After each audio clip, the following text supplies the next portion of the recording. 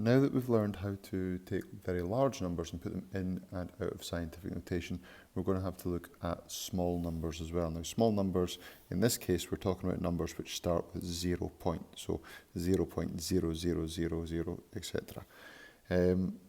Before we do that, we need to have a little look at a quick number pattern, which we'll look at now. If we take here this number pattern of starting at 85,000 and dividing by 10 and keep on dividing by 10, so that becomes 8,500, 850, 85, 8.5, 0.85. I'm dividing by 10 each time, and we'll have a look at what happens in terms of the scientific notation. So this is 8.5 times 10 to the 4 because it's 8.5 and I have to move the decimal point 4 spaces.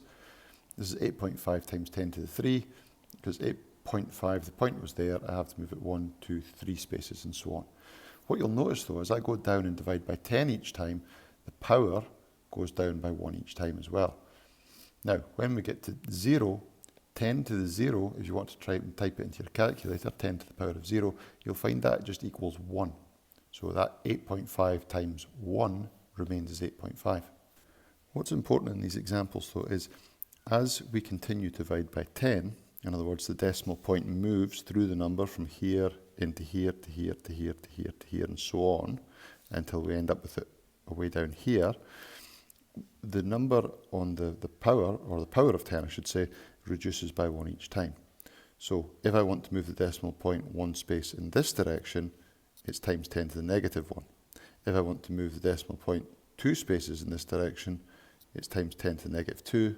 Take the decimal point from 8.5, move it 3 times in this direction, times 10 to the negative 3. So in general, if it's times 10 to the power of n, where n is a positive number, we move the point n spaces forward to make a bigger number. So this is what we have been doing.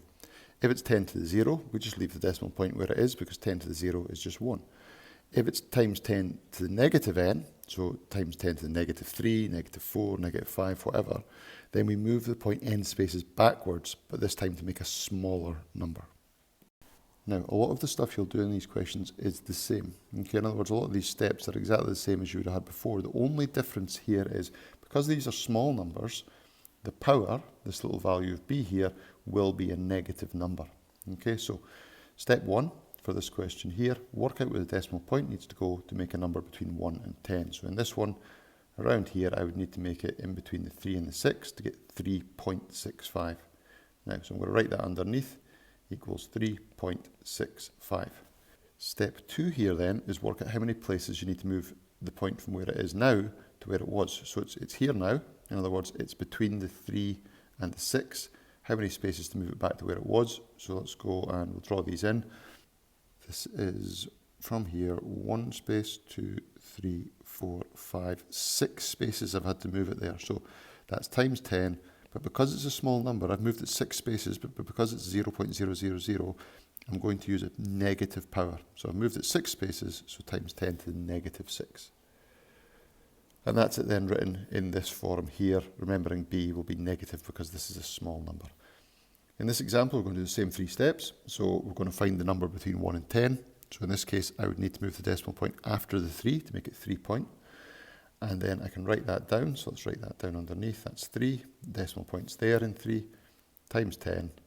And then we're going to count again how many spaces I need to move it from where it is now to where it was. In other words, I've got it here now after the 3.